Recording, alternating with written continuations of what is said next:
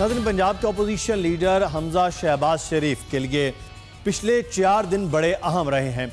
इन 4 दिनों के अंदर मुसलसल उनके लिए मुश्किलात ये दरपेश रहीं कि उनके घर पर मौजूद हो जाती थी नैब और उन्हें गिरफ्तार करने की कोशिश होती, लेकिन वो बाहर नहीं निकलते, उनकी गिरफ्तारी नहीं हुई। हफ्ते के रोज़ उन्हें आज तक यानी कि सोमवार तक के लिए जमानत मिली। आज वो अदालत में पेश हुए और उनकी जमानत में 1 करोड़ रुपए के मुचलकों के एवज जमानत मिल गई। मामला आज the special report with Mudassar Iqbal में उठाएंगे कि क्या वजह है नैब बार बार हमजा शहबाज को गिरफ्तार करने गई, हमजा शहबाज गिरफ्तार नहीं हुए। वो पहले भी पेश होते रहे नैब में और अब लाहौर हाई कोर्ट ने उन्हें जमानत भी दे दी है।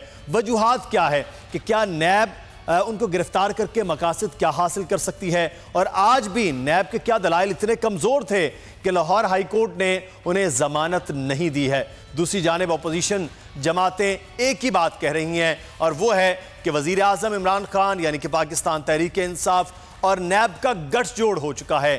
क्या यही अब कोई गठजोड़, कोई इत्तेहाद अपोजिशन जमातों में नजर आएगा या नहीं, क्योंकि मौलाना फजलुर रहमान और मियां नवाज शरीफ के दरमियान कल मुलाकात मुतवक्किह है और साथ ही साथ जरदारी साहब के जो केसेस हैं उनके हवाले से भी मुश्किलात बढ़ रही हैं।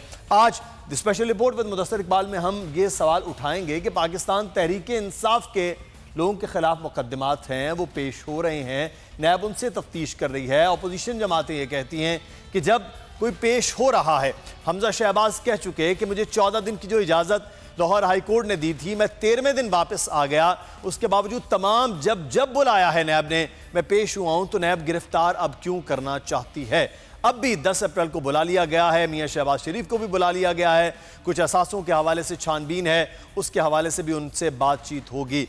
आज हम इस पर बात करेंगे। हमारे साथ मौजूद हैं पाकिस्तान तहरीक इंसाफ के रहनुमा और कानूनदान भी हैं शौकत बसरा साहब। बसरा साहब, बहुत शुक्रिया आपके वक्त का। सर, एक तो बहुत ज़्यादा एतराज़ ये हो रहा था कि हफ्ते को ज़मानत मिल गई हमजा शहबाज को, हफ्ते को आपको भी मालूम है वैसे अदालत नहीं खुली होती लेकिन जजेस भी हाजिर पर होते हैं, तो ये कोई अचंभे की बात थी कि उनको ज़मानत मिल जाना।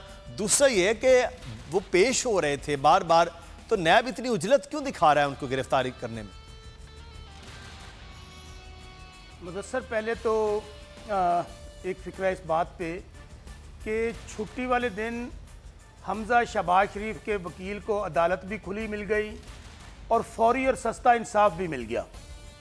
आइए आप भी मेरे साथ मिलकर दुआ करें कि हमारे मुल्क के तमाम लोगों को ऐसी मेहरबान अदालतें मिलें और ऐसे ही मेहरबान मुनसिफ मिलें जिनको इतना फौरी और सस्ता इंसाफ मिल जाए। दूसरी बात यह है, अभी आपने पॉइंट उठाया कि हफ्ते वाले दिन जजेस काम करते हैं। ये गैर मामूली वाक़या है, ऐसा कभी नहीं होता कि हफ्ते वाले दिन जज साहब छुट्टी पे घर हों, मुलज़म भी पेश ना हो, मुलज़म को ज़मानत भी मिल जाए। ये मेरे लिए एक बतौर वकील भी बहुत हैरानकुन बात है। और फिर इसलिए मैं आपसे कह रहा हूँ कि आओ दुआ मांगते हैं कि अल्लाह ताला हर किसी को, और ख़ास तौर पे हमारे पाकिस्तान के मजलूमों को, गरीबों को, जिन बेचारों को 30-30 साल से इंसाफ नहीं मिल रहा, दुआ करें कि अल्लाह ताला सबको इंसाफ दे। सर, मजलूमों और मजबूरों गरीबों के लिए तो साकिब निसार साहब इतवार को भी अदालत लगा के बैठे होते थे। ये कोई नई चीज तो नहीं है। देखें उस वक्त जज साहब नहीं, अब आपने बड़ा अहम नुक्ता उठाया मुदस्सर। उस वक्त साकिब निसार साहब अदालत लगाते थे, अदालत लग रही होती थी, अदालत में बैठे होते थे।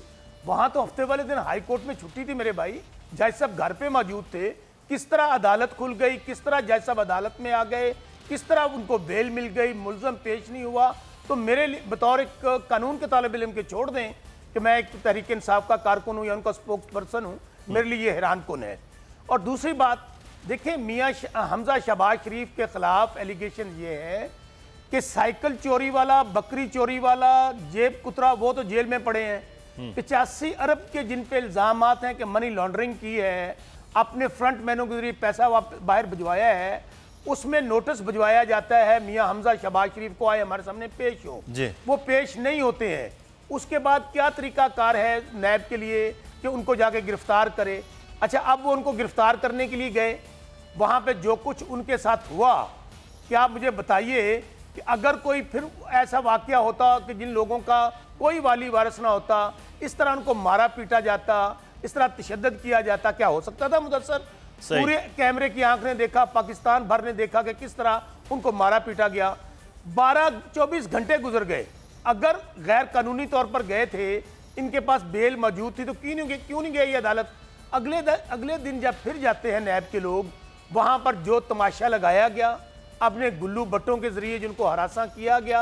सही बात यह है कि यहाँ हमजा शहबाज शरीफ तो कहते थे कि शेर आया, वो शेर कुकड़ी बन के बाथरूम में जाके छुप गया, वहां पर खवातीन को ढाल बना दिया सर गया। उनके पास तो वो कह रहे हैं कि हमारे पास तो लाहौर हाई कोर्ट का ऑर्डर है, तो इसलिए वो कैसे गिरफ्तार कर सकते। दोबारा बहरहाल वो जब हफ्ते को गए हैं तो तब उन्होंने जमानत भी ले ली। अच्छा, इस पर बात करते हैं। मेरे साथ फारूक हमीद साहब भी मौजूद हैं जी। बस सर इस पर बात करते हैं। ब्रिगेडियर रिटायर्ड फारूक हमीद साहब ने हमें ज्वाइन किया है। बहुत शुक्रिया ब्रिगेडियर साहब, आपके वक्त का साबिक डायरेक्टर नैब पंजाब भी रहे हैं। ब्रिगेडियर साहब, ये नैब का जाना, उन्हें गिरफ्तार करना, किसी भी मुल्जिमान को माजी में हमने देखा कि जब भी नैब गिरफ्तार करती तो इस किस्म के मामलात बहरहाल नहीं होते। अगर कोई रेजिस्ट होता भी है तो आगे से जो भी मामलात होते हैं, लेकिन नैब का एक तरीकाकार बड़ा ज़बरदस्त किस्म का हमने पिछले दिनों में देखा। शहबाज शरीफ साहब को बुलाया, गिरफ्तार कर लिया।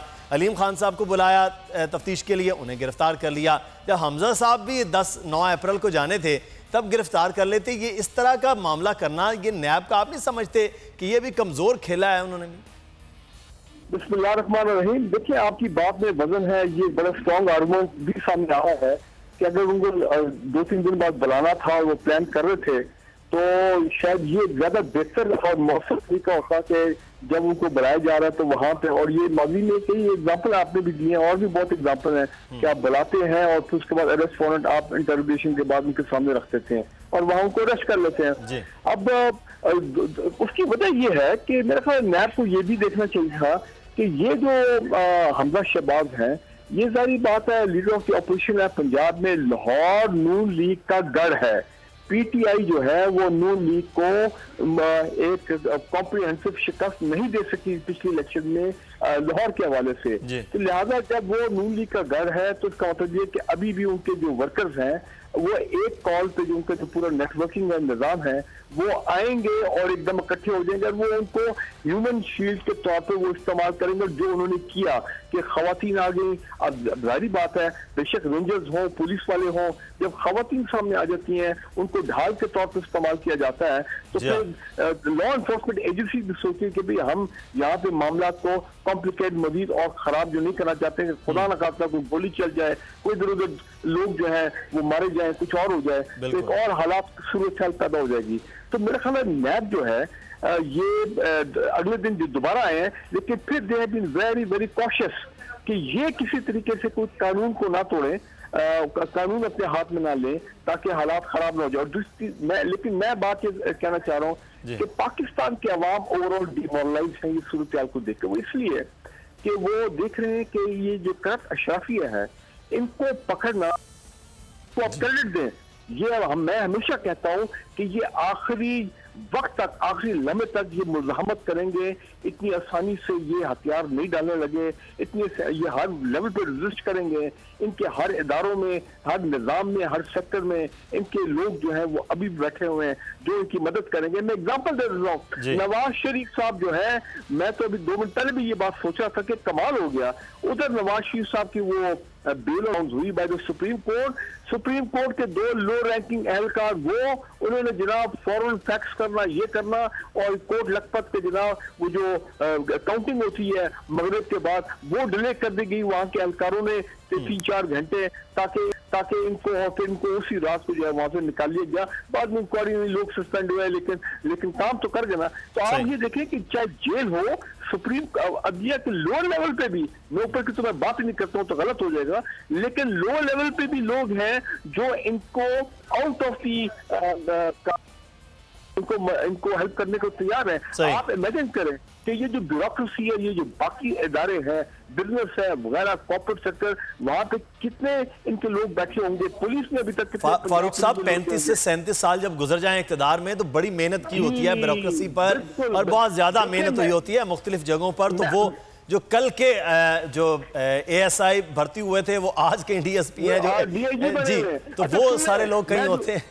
तो इसी तरह से नीचे एहलकारों में सेक्टर लेवल तक कहना चाहता हूँ, मैं बात ये कहना चाहता हूँ लेकिन डिस्पाइट ऑल दिस रेजिस्टेंस मैं रियासत पाकिस्तान, रियासत के इदारे, खासकर नैब, मैं उनकी एक डिटर्मिनेशन और कमिटमेंट की दाद देता हूँ। इस रेजिस्टेंस के बावजूद वो पूरी कोशिश कर रहे हैं कि वो एहतसाब के अमल को आगे लेके चले। वो अपने मैंडेट के मुताबिक। फारूक साहब, इस पे जो आपने ये बात की सर, इस पे मैं आपसे सवाल करूंगा, लेकिन उससे पहले नैब पर अब बहुत ज्यादा एतराज उठाया जा रहा है, चाहे वो पाकिस्तान पीपल्स पार्टी है, पाकिस्तान मुस्लिम नून है या दीगर अपोजिशन की जमातें हैं। तो बसरा साहब, आपकी जमात, आपकी हुकूमत और वजीर आजम को यह मुखातिब करके कहते हैं कि उनका गठ जोड़ बन गया है, आपके खिलाफ इंक्वायरियां नहीं हो रही हैं, सवाए कलीम खान साहब का केस आप पेश कर देते हैं, उसके अलावा कहां हैं लो, आपके तो नाम भी निकाले जा रहे हैं केसेस के अंदर से। बसरा साहब। मुदस्सर, बड़ा आपने अहम नुक्ता उठाया है। इस सवाल का जवाब देने से पहले मैं सिर्फ एक फिक्रा कहूंगा जी। ब्रिगेडियर साहब ने कहा कि लाहौर जो है वो नून लीग का गढ़ है, तो इस तरह नैब को नहीं जाना चाहिए था। बात यह है, इसका मतलब यह है कि ताकतवर और जो माफिया है उनसे डरना चाहिए इदारों को, कानून नाफज करने वाले इदारों को, जिनके यहाँ रिपोर्ट ये है कि 85 अरब की उन्होंने मनी लॉन्ड्रिंग की है, सिर्फ इसलिए कि वहाँ पर लोग आ जाएंगे। ये देखें, इसलिए पहली कौमें तबाह हुई कि ताकतवर के लिए और गरीब के लिए अलग अलग कवानीन थे। हजरत अली का कौल है कि कुफर का कानून चल सकता है, जुल्म और नाइंसाफी का कानून नहीं चल सकता। मैं समझता हूं कि ये जो रवायत कायम की जा रही है इदारों पे हमला आवर होने की, उनको सर ये इसका तो जवाब वो दिया गया ना। शहबाज शरीफ साहब ने ट्वीट में कहा कि जी बात सही है कि पहली कौमें इसलिए तबाह हुई हैं, वो कहते हैं बनी गाला रेगुलराइज हो गया, गरीब की झोंपड़ियां नहीं रेगुलराइज हो पाई हैं, उनके घर, ये तो वहां से भी जवाब हुआ है। अच्छा, मैं भी जवाब जान लेता हूं। इस वक्त हमारे साथ मौजूद हैं तलाल चौधरी साहब, पाकिस्तान मुस्लिम नून के सीनियर रहनुमा हैं, साबिक वजीर भी रहे हैं। बहुत शुक्रिया चौधरी साहब आपके वक्त का। हमजा शहबाज साहब, जमानत मिल गई है उन्हें, मजीद वक्त मिल गया है 14 तक के लिए, लेकिन उनकी गिरफ्तारी हो रही थी। आप की जमात इस वक्त एहतसाब के अमल से, अदालतों से गुजर रही है, तो मियां हमजा शहबाज साहब को भी गिरफ्तारी दे देनी चाहिए थी। सियासी मुकदमा वो तो कहते हैं, अगर सियासी मुकदमा तो उनका कद काठ और मजीद बढ़ जाता है इससे। तो वो कह रहे हैं कि वो छुपे और छुप के फिर बाहर नहीं निकले, और फिर जमानत भी मिली, और वो भी हफ्ते के रोज जब छुट्टी थी, जब अदालत में भी हमला नहीं था। चौधरी साहब देखिए, एक तो गुजारिश ये है, देखिए कानून के सामने तो झुका जा सकता है, लेकिन किसी की जिद के सामने, ना के सामने, सियासी इंतकाम के सामने तो नहीं झुका जा सकता। और इमरान खान की ये सियासी इंतकाम ना और गरूर जो है उसके सामने ना हम पहले झुके हैं ना अब झुकेंगे। बाकी हम अपना सियासी जो हमें क्या कहते हैं कानूनी तहफ़्फ़ुज़ जो हासिल है, वो कानून जो हमें राइट देता है उसको हम इस्तेमाल करेंगे और उसे कानून के मुताबिक इस्तेमाल करेंगे। और इंशाअल्लाह ताला हम पहले भी सुरखरू हुई हैं, पहले भी इसी तरह इन्होंने गिरफ्तारियां की हैं, और गिरफ्तारियां उस वक्त ही ये करते हैं जब इन्हें लग रहा होता है कि इनकी हुकूमत डामाडोल है। मसलन पंजाब हुकूमत तो बस जा रही थी आज या कल, तो उसको रोकने के लिए पहले इन्होंने अपना वजीर गिरफ्तार करवाया, अब इन्होंने कोशिश की कि हमजा साहब को गिरफ्तार करें, कहीं अपोजिशन उल्टा ही ना दे ये सारा पंजाब का निजाम। तो ये जो टाइमिंग है, और उस वक्त इसी ऐसे टाइमिंग जब इलेक्शंस हो, जब कोई हुकूमत बननी या बिगड़नी हो, तो नैब जो हरकत में आता है, तो इसमें तो वाजे हो जाता है कि वो आला कार है इमरान खान का। तो हम किसी के आला कार के सामने तो नहीं झुकेंगे। बाकी हमने पहले भी गिरफ्तारी शहबाज साहब की हुई, हमने आपने देखा कि अदालत ने क्या लिखा और फैसलों में क्या आया। अभी भी अगर ऐसा नौबत आएगी तो हम वो भी जंग लड़ेंगे, मगर उससे पहले जितना भी हमें कानूनी तहफ़्फ़ुज़ है वो हम जरूर लेंगे। अच्छा चौधरी साहब, आपने कहा हुकूमत जा रही है, सूबाई हुकूमत खासतौर पर जिसमें अपोजिशन लीडर हमजा शहबाज साहब हैं, इस पर बात करते हैं। बसरा साहब, आपकी हुकूमत भी बहरहाल कहीं ना कहीं अब एक तो खड़ी चंद वोटों पर है, चाहे वो विफाक है या चाहे वो सूबाई हुकूमत, यही अपोजिशन मुसलसल कह रही है। अब मुलाकातें भी हो रही हैं, मुसलसल मुलाकातें अपोजिशन की। अगर अपोजिशन इकट्ठी हो तो आपकी हुकूमत तो फिर बहुत ही मुश्किल में आ जाएगी। बसरा साहब। मुदस्सर भाई, तलाल चौधरी साहब मेरे भाई हैं। ख्वाब देखने पर और ख्वाहिशात पर ना पाबंदी और ना टैक्स लगता है। किसने रोका है? बिल्कुल आईनी तरीकाकार इनके पास मौजूद है। अगर इनके पास नंबर पूरा है तो किस बात का इंतज़ार कर रहे हैं? ले आए तहरीकियत में इत्मीनान। अगर इनके पास लोग पूरे होंगे तो हम अपोजिशन में चले जाएंगे। वो कह रहे हैं आप तो गिरफ्तारियां कर रहे हैं, इसीलिए ये एहतसाब, सुनिए, लेकिन ये एहतसाब के अमल को, करप्शन के मामले को इन बातों से ना जोड़ें। प्रॉब्लम यहीं पे है, जब इनका एहतसाब शुरू होता है, जब लूटमार का पूछा जाता है, तो कभी जमहूरियत ख़त्म में पड़ जाती है, कभी जी हमने वो चूँकि इनके खिलाफ तहरीक में इत्मीनाद लाने वाले थे इसलिए ये इन्होंने कर दिया।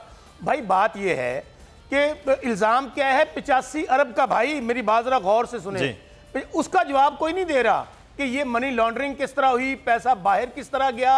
अगर मियाँ हमजा शहबाज शरीफ को डर नहीं है, कोई फिक्र नहीं है, कोई मनी लॉन्ड्रिंग नहीं की है, तो क्यों भागे फिर रहे हैं? सुप्रीम कोर्ट ने तो कह दिया है कि किसी को गिरफ्तार करने से पहले इन्फॉर्म करने की जरूरत नहीं है। तो हमजा शहबाज शरीफ, मैं अपनी बात करता हूं, अगर मैंने डाका नहीं डाला, मैंने चोरी नहीं की, तलाल भाई ने नहीं की, तो मुझे तो कोई डर नहीं है। मेरी तफ्तीश कराची में हो, मेरी तहकीक इस्लामाबाद में हो, लाहौर में हो, जहां कर्जी हो, मैं सामने आऊंगा, मैं कहूंगा भाई पूछो मेरे से। और अब ये कहना कि जी गठजोड़ है इमरान खान साहब का और नैब का, भाई ये बिल्कुल हीले बहाने इसलिए हैं कि नैब ने पहली दफा वो लोग जो मुकद्दस गाय समझे जाते थे, जिनको कोई हाथ नहीं डालता था, उनको नैब ने पहली दफा पकड़ा है।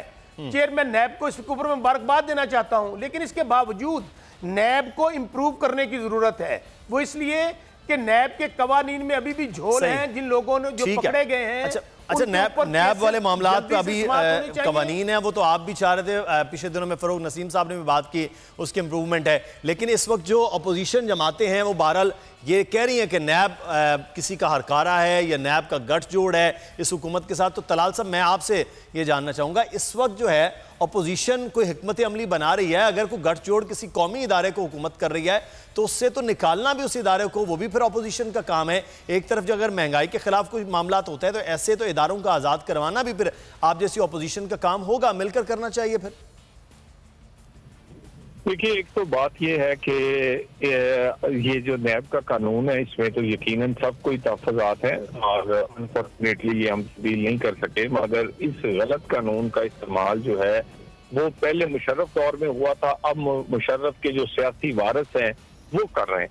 सो ये गलत इस्तेमाल जानबूझ के कर रहे हैं, ये हुकूमत की हलाशेरी है, हुकूमत की तईद हाल है। इसी वजह से ये सिर्फ इस कानून का गलत इस्तेमाल जो है वो हुकूमत के लोगों पर नहीं बल्कि अपोजिशन के लोगों पर, और उसकी टाइमिंग भी ये इसलिए सिलेक्ट करते हैं, कभी बजट पास करवाना हो, मिनी बजट तब करते हैं, कभी इन्होंने पंजाब हुकूमत बचानी हो तब करते हैं, कभी वफाक हुकूमत का ध्यान उठाना उसकी कारकर्दगी से, जो उनके गैस बिजली के बिल है, जो महंगाई है, जो बेरोजगारी है, जो हुकूमत, मुझे ये बताइए 9 महीने में हुकूमत का कोई एक काम जो उसने कोई अच्छा किया हो, तो अब उनके कारकर्दगी से हटाने के लिए फलाने को पकड़ लो, फलाने को छोड़ लो।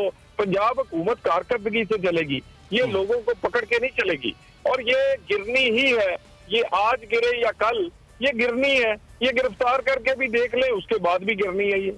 अच्छा सही, तो ये तलाल साहब तो कह रहे हैं पहले भी कि हुकूमत का जब जब मुश्किल वक्त आता है ऐसे। मैं फारूक हमीद साहब को, अगर आप बिल्कुल छोटा बात करें, मेरे टाइम कम हो रहा है, अगर बसरा साहब, मैं फिर फारूक हमीद साहब से बात करनी है। मैं एक बात कहना चाहता हूँ, तलाल भाई किस चीज का इंतजार कर रहे हैं? हम तो कह रहे हैं कि अगर आपके पास अक्सरियत है तो आए, लेकिन आप इस दीवार मत छुपें कि जी हमें, चूंकि हम तहरीक में इत्मीनाद ला रहे थे, हुकूमत गिर रही थी, महंगाई है, बेरोजगारी है, इसलिए ये डाइवर्ट करना चाहते हैं। मेरा एक सवाल है तलाल भाई से, माशाल्लाह जबरदस्त स्पोक्स पर्सन है।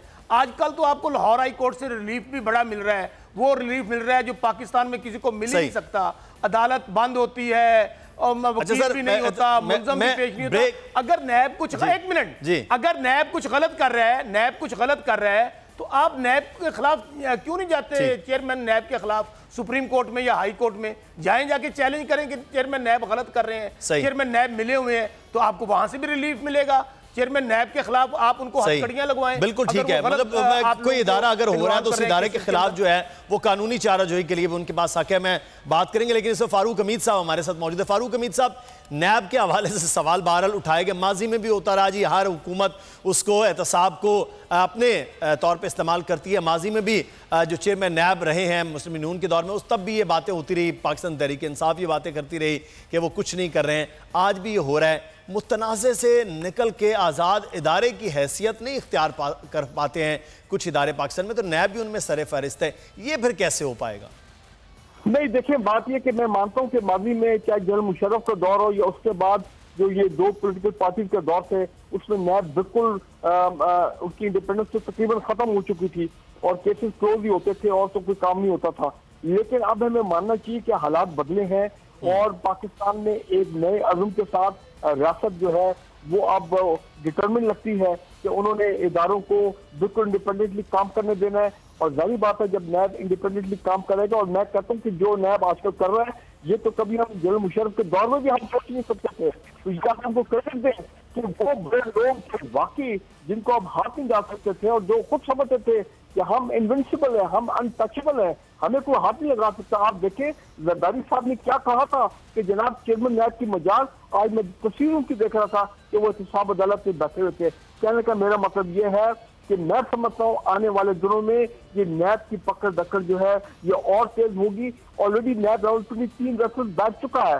हमजा शहबाज के फेक अकाउंट केस में, हमजा शहबाज के केस में मैं आपको बता दूं कि नैब जो है ये बिल्कुल आगे प्रोसीड करेगा कानून के मुताबिक, क्योंकि उनके ऊपर एक केस नहीं, उनके ऊपर 3-4 केसेस हैं। 9 तारीख को 10 फिर उन्होंने बढ़ा लिया। और एक मैं लास्ट बात कहूंगा कि हमें डीमोरलाइजेशन ये है कि हम ये चाहते हैं पाकिस्तान के अवाम कि हमारा लीगल सिस्टम जो है वो इत्तेफाक के अमल को सपोर्ट करे, क्योंकि ये पाकिस्तान को अगर हमने बचाना है तो ये हम सबकी जिम्मेदारी है, चाहे वो लीगल सिस्टम हो, चाहे इदारे हो, चाहे पॉलिटिकल पार्टी हो। एहतसाब के अमल को सपोर्ट भी करना है और एहतसाब का बेहतर और शफाफ जो मामलात चल रहे हैं उसके अमल के साथ भी हुकूमतों को भी खड़ा होना है, यहाँ अपोजिशन को भी खड़ा होना है, यहाँ की आवाम को भी और इदारों को भी खड़े होना है। फारूक हमीद साहब हमारे साथ मौजूद थे, बहुत शुक्रिया आपके वक्त का। बसरा साहब हमारे साथ होंगे जी, तलाल चौधरी साहब भी हमारे साथ मौजूद चुके हैं। तलाल चौधरी साहब का भी शुक्रिया अदा करते हैं। हमें ब्रेक लेना, ब्रेक के बाद वापस आएंगे, फिर कुछ बात करेंगे कि अब पाकिस्तान पीपल्स पार्टी के भी हालात बहुत ज़्यादा उनकी क़यादत के लिए भी सख्त हैं और जो अभी कुछ ही देर पहले प्रेस कॉन्फ्रेंस की है वज़ीर ख़जाना असद उमर ने क्या खुशखबरियाँ सुनाई हैं उन पर भी बात होगी।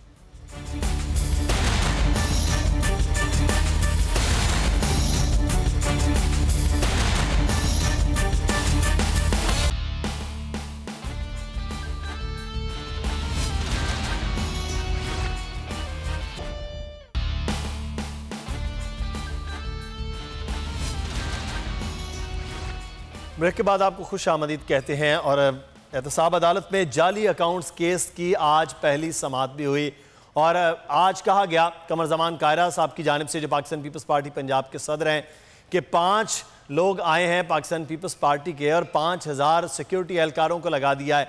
इमरान खान साहब कहते हैं कि हमें कंटेनर वो देंगे, अगर हम एहतजाज के लिए आ गए तो फिर क्या बनेगा इस हुकूमत का।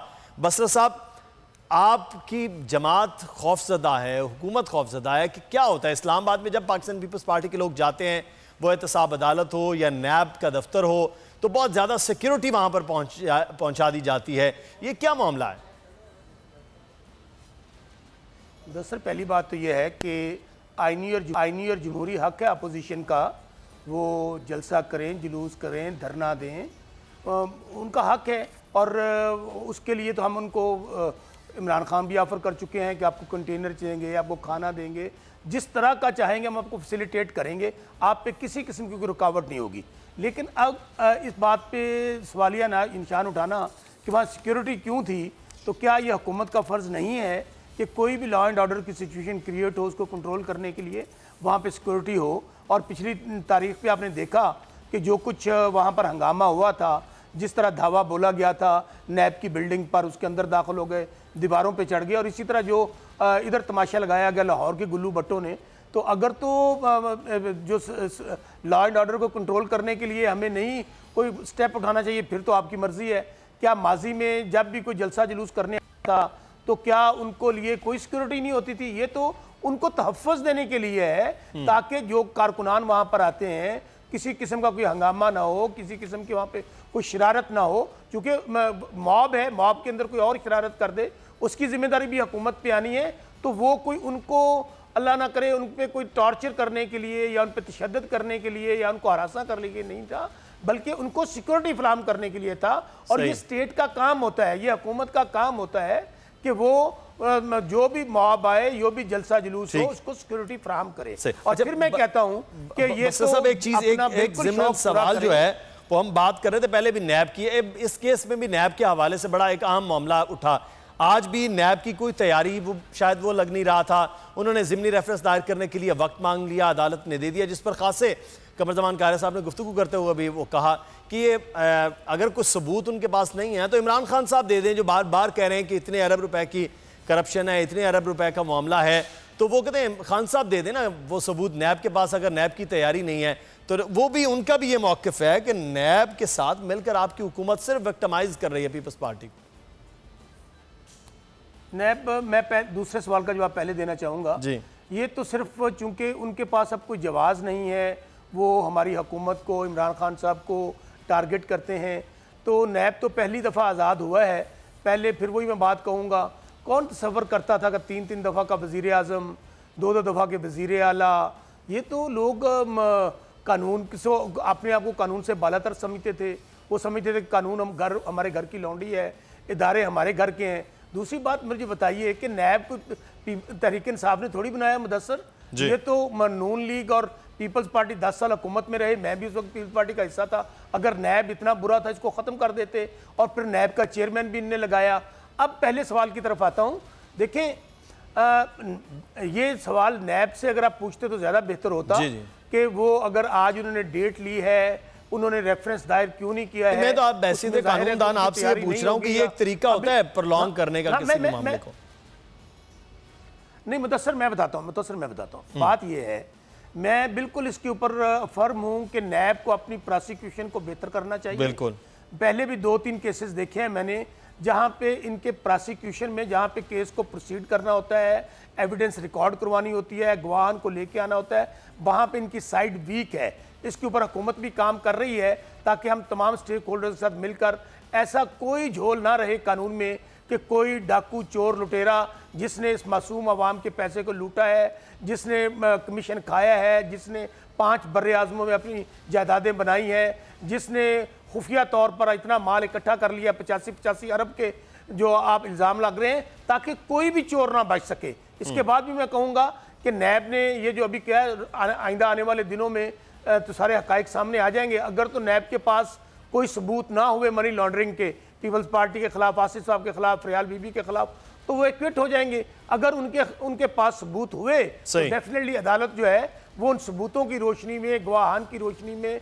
वो जो एविडेंस सफा मिसल पर आएगी उसके मुताबिक फैसला करेगी। लेकिन अभी तक जो मैं बतौर एक कानूनदान जो मैंने देखा है, जो एविडेंस आई है, जो शहादत कलेक्ट हुई है, जो मैंने JIT में पढ़ी है, वो तो बहुत स्ट्रांग एविडेंस है। और इसीलिए मैं समझता हूं कि ये जो फिर मैं कह रहा हूं कि मुझे बहुत तजर्बा है, मैं उनके साथ रहा हूं। आसिफ साहब की और बिलावल साहब की जो मूवमेंट है वो एक्स्ट्राऑर्डिनरी है।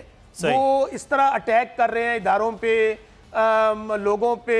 ट्रेन मार्च सिंध के अंदर ही हो रहा है और उनकी बुखलाहट ये बताती है वो मिजाज नहीं है। बहरहाल आसिफ अली जरदारी साहब का जो इस वक्त अटैकिंग में आप जो बात कर रहे हैं वो खासतौर पर आसिफ अली जरदारी साहब का मिजाज नहीं है। पाकिस्तान पीपल्स पार्टी की तो माजी में बड़ी एजुटेशन की सियासत करती है। बहुत शुक्रिया। शौकत बसत मौजूद थे, पाकिस्तान तहरीक इंसाफ के रहनुमा हमारे साथ मौजूद थे। आगे बढ़ेंगे, कुछ बात कर लेते हैं पाकिस्तान की मईशत के हवाले से। और असद उमर साहब ने कुछ ही देर पहले, करीब 1 घंटा पहले, ये खुशखबरी सुनाई कि पाकिस्तान की मईशत का जो बहरानी दौर है वो ख़त्म हो चुका है। साथ ही उन्होंने लफ्ज़ इस्तेमाल किया कि मईशत ICU से निकल आई है। अब पता नहीं आवाम वेंटिलेटर पर जाने वाली है नहीं, ये बहरहाल एक अहम मामला है। अफजाल अहमद इस वक्त हमारे साथ मौजूद हैं, हमारे नुमाइंदे इस्लामाबाद से। अफजाल, इस्लामाबाद में अब ऐलान तो इस्लामाबाद के वज़ीर, वफाकी वज़ीर ने कर दिया कि ज़बरदस्त हालात हो गए हैं। मार्केट में लोग क्या कहते हैं इस बारे में? जी बिल्कुल, जैसा कि आपने कहा कि वफाकी वज़ीर ख़जाना जो है असद उमर ने अभी थोड़ी देर पहले ऐलान किया है कि मईशत बेहतरी की तरफ जा रही है। और इससे पहले जो महंगाई है वो उसकी रफ्तार तो 100 की स्पीड से भी ज़्यादा जा रही थी, और अभी भी स्पीड वही, आगे रमज़ान भी आ रहा है। अब इस वक्त मैं मौजूद हूँ अपारा में, वहाँ भी जो शहरी हैं वो भी महंगाई के सताए हुए हैं, और उन्हीं से बात करते हैं कि वो महंगाई से किस तरह मुतासर हो रहे हैं। जी आप बताएं, महंगाई के आप देख रहे हैं कि जैसे डॉलर की कीमत में इजाफा हुआ, महंगाई में भी इजाफा हो गया, तो आप क्या कहेंगे? जी महंगाई में तो ये तो पूरी आवाम का इशू ही महंगाई है ना, और महंगाई इस कदर इजाफा हुआ है कि आवाम की चीखें निकल गई हैं। तो हमारा भी आवाम से ताल्लुक़ है और आम भी है आवाम हम लोग। तो इसका आप देखें टमाटर है, उसका सरकारी रेट है 125 रुपये। अभी मैंने पूछा है दुकान पे लेना था मैंने, तो कहते हैं 160 रुपये। मैंने कहा छोड़ दिया। तो अब ये वजह, इस तरह हर चीज़ महंगी है, कुछ एलानिया महंगी है, कुछ गैर एलानिया महंगी है। लेकिन इसका जो मेरी नज़र में जो इसका हाल है, जो वज़ीर-ए-आज़म साहब इस चीज़ में मुखलिस हैं, लेकिन ये टोटल एक माफिया है। इसका हाल है कि 20 से ऊपर जितने ब्यूरोक्रेट हैं और MNA MP है, इनकी तनख्वाह मजदूर के बराबर होनी चाहिए। अच्छा, अब आप बताएं जी, ये जैसा कि असद उमर ने अभी कहा थोड़ी देर पहले कि मईशत जा रही है, आप क्या समझते हैं मईशत वाकई बेहतरी की तरफ जा रही है? जिस तरह महंगाई में तो इजाफा हो रहा है, यानी कि आए रोज़ महंगाई में इजाफा हो रहा है, तो आप क्या कहेंगे? महंगाई में तो और भी इजाफा होगा। जैसे कि पिछली दौरे हुकूमत गुजरी है, उन्होंने जो कर उससे सरंजाम दिए हैं और हमारी गलतियाँ कि हमने भरोसा किया था। उन्होंने कर्ज़े उधर से ले के इमरान खान साहब की तो सिर्फ ये अच्छी क्वालिटी आप समझ लो या बात करो कि उसने आवाम को शऊर दिया है। आज तक कोई महंगाई पे या इस तरह कर्ज़ों पे कोई बोल नहीं रहा था और अभी लोगों की तो चीखें ही निकलेगी ना। जो पिछले दौरे हुकूमत के जो लोगों ने जो कुछ किया उसका ये अवामी भुगतेगी और किधर से आएगा? लूटा हुआ पैसा बाहर गया है, इनको पकड़ इनसे निकालना पड़ेगा। अभी तो 1-2 साल तो ये और भी लोग चीखेंगे। इस तरह तो ये नहीं है कि बस अभी ये आए और दम दरूद करके बस महंगाई ख़त्म हो जाएगी। जो पिछले जी बिल्कुल, जैसा कि आपने देखा कि और सुना भी कि ये आवाम का कहना है कि ये अफजाल आगाह कर रहे थे कि आवाम जो है वो बहरहाल जिम्मेदार इसको ठहरा रही है हुकूमत को, लेकिन इससे ज़्यादा जिम्मेदार माजी की हुकूमत को ठहरा रही है कि इतना कर्ज़ों का बोझ है, उस कर्ज़ों के बोझ से कैसे निकला जाएगा, ये हुकूमत के लिए बहरहाल चैलेंज है। लेकिन जो आज असद उमर साहब ने गुफ्तगू करते हुए कहा है, वो कह रहे हैं कि IMF से मुज़ाकरात आखिरी मराहिल में दाखिल हो गए हैं। तो क्या अब पाकिस्तान की मईशत जो है वो बेहतर हो सकती है IMF के साथ मुज़ाकरात के मामलात में? इस पर डॉक्टर सलमान शाह साहब इस वक्त हमारे साथ मौजूद हैं, सीनियर माहिर मुआशियात हैं। बहुत शुक्रिया सलमान शाह साहब आपके वक्त का। सर, आज तो ऐलान भी हो गया, चंद दिन पहले आप हमारे प्रोग्राम में बात करते कि IMF के पास जाना कोई बुरी बात नहीं है, लेकिन उससे निकल के आना, अपने लिए मामलात का होना वो बेहतर है। लेकिन आज वज़ीर ख़जाना साहब कह रहे हैं कि मईशत ICU से अब निकल आई है, IMF से मुज़ाकरात के मामलात जो हैं वो आखिरी मराहिल में आ गए। तो क्या होगा फिर अब इसके बाद? सर देखिए, बात यह है कि जाहिर है कि आपका जो डिफ़ॉल्ट वाला सिनारियो बन रहा था वो तो आप नहीं होगा, क्योंकि हुकूमत ने फाइनेंसिंग खासी हद तक अरेंज की है दोस्त ममालिक से और उन्होंने पाकिस्तान के लिए बैलेंस ऑफ पेमेंट सपोर्ट दी है। ऑयल की इंपोर्ट्स के लिए भी बंदोबस्त किया है, डिफर्ड क्रेडिट के ऊपर वो भी हुआ है। सो वो जो ख़तरा था कि 1-2 हफ्तों में आपके रिजर्व्स ख़त्म हो जाएंगे और फिर आप डिफ़ॉल्ट में आ जाएंगे, तो वो तो नहीं हुआ और वो एक बहुत इम्पोर्टेंट स्टेप था जो गवर्नमेंट ने कर लिया है। अब IMF के साथ प्रोग्राम जो है वो एक नेक्स्ट स्टेप है, बल्कि इसको जल्दी हो जाना चाहिए था। उसकी वजह ये है कि पाकिस्तान ने 2 चीज़ें करनी है। एक है कि बहुत सारे जो आपके कर्जे हैं वो रीफाइनेंस होंगे, वो एक दफ़ा वापस करेंगे और नए कर्जे आपको लेने पड़ेंगे जो कैपिटल मार्केट्स के ज़रिए आप करेंगे। उसके लिए IMF की बैकिंग बहुत ज़रूरी है।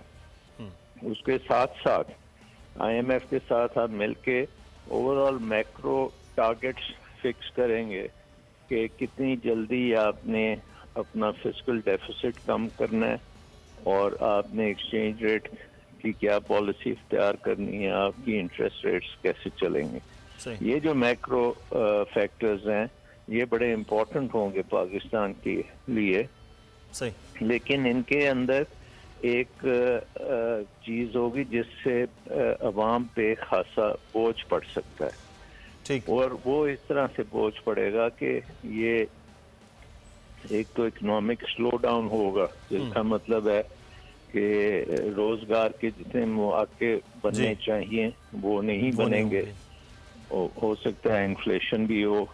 और ये चीज़ें जो है ये अवाम के ऊपर एक बहुत बोझ, तो ये एक सख्त भी मामलात होने वाले हैं सलमान शाह साहब। लेकिन जो है आप बात करें फिस्कल जो सिनेरियो है वो बेहतर होगा। हम अगले आने वाले दिनों में ज़रूर इस पर बात करेंगे आपसे कि ये फिस्कल जो सिनेरियो है किस तरह से बेहतर हो सकता है। आज भी वज़ीर ख़जाना ने यह बात की कि हम आसान कर रहे हैं, टैक्सेस का निज़ाम ये कैसे होगा, प्रोग्राम्स में इस पर बात करेंगे। मुदस्सिर इकबाल को इजाज़त दीजिए। सलमान शाह साहब आपका बहुत शुक्रिया। नाज़रीन कल फिर हाजिर होंगे। अल्लाह हाफ़िज़।